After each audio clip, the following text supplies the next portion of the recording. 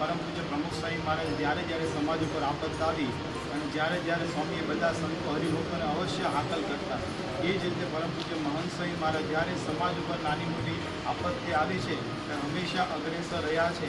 કારણ કે ભક્તના દુઃખે દુઃખી અને ભક્તના સુખે સુખી પ્રમુખ સ્વામી મહારાજનો જીવન મંત્ર હતો. વૈષ્ણવ જન તો તેને રે કહીએ જે પીડ પરાઈ જાણે.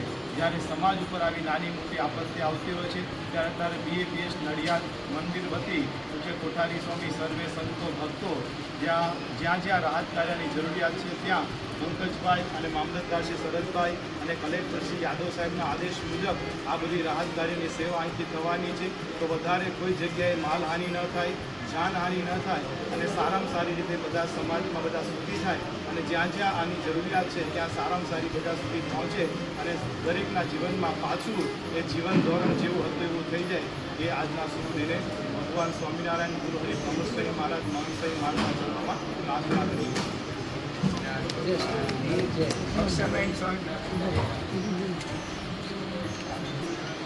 નડિયાદ BAPS મંદિરના પરમ પૂજ્ય કોઠારી સ્વામી અને સંતશ્રીઓ દ્વારા આજે ગુજરાતની અંદર જે કુદરતી આફતના કારણે વરસાદની હેલી થઈ છે અને એના કારણે ગુજરાતના કેટલાય વિસ્તારોની અંદર પાણી છે.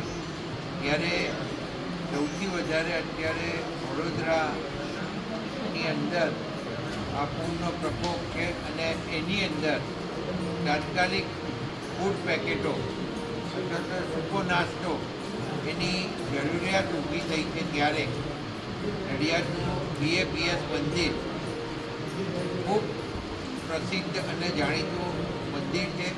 આ મંદિર દ્વારા આજે આ સૂકા નાસ્તાની શરૂઆત કરી છે અને અત્યારે 5000 જેટલા સૂકા નાસ્તાના પેકેટ વડોદરા મોકલવાના છે અને જરૂર પડે એમ અહીંયાથી બીજી વ્યવસ્થા કરવામાં આવનાર છે. BAPS સંસ્થા દ્વારા આખા ગુજરાતની અંદર BAPS સંસ્થા મારફતે અનેક જગ્યાએ સેવાઓ ચાલતી હતી. પરમ પૂજ્ય મહંત સ્વામી મહારાજના આશીર્વાદથી આ તમામ સંસ્થાના સૌ કાર્યકર્તાઓ કામે લાગીને આ લોકોને ભોજન પહોંચાડવાની વ્યવસ્થા પણ કરી રહ્યા છે. આ ખૂબ સરાહનીય કામ છે અને કુદરતી આપત્તિ સામે હમણાં કહ્યું એમ વર્ષોથી પરંપરા જે રીતના પ્રમુખ સ્વામી મહારાજથી ચાલી આવી છે એ પ્રમાણે અત્યારે પણ આ વ્યવસ્થા ચાલે છે. સત્સંગ પ્રવૃત્તિ સંભાળે છે. BAPS કોલેજમાં પોતે એન્જિનિયર થયા ત્યાર પછી બાપાની આજ્ઞાથી અત્યારે બધી જવાબદારી સંભાળે છે. નડિયાદ યુવક મંડળની સેવા અને તેઓ મહારાજ બધી ચાલી રહેલી છે. એ પણ આ પ્રસંગે દર્શન કરવાની છે. સ્વામિનારાયણ ભગવાનના વખતથી જ્યારે સમાજને જરૂર પડી છે ત્યારે આવી રાહત કાર્યની પ્રવૃત્તિઓ ચાલુ થઈ છે.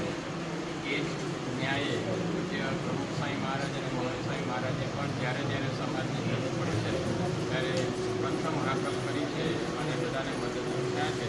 વર્તમાન કાળે પણ એક એવી પરિસ્થિતિ ઊભી થઈ છે તેમાં વિશેષ કહીને વડોદરાને વધારે તકલીફ છે.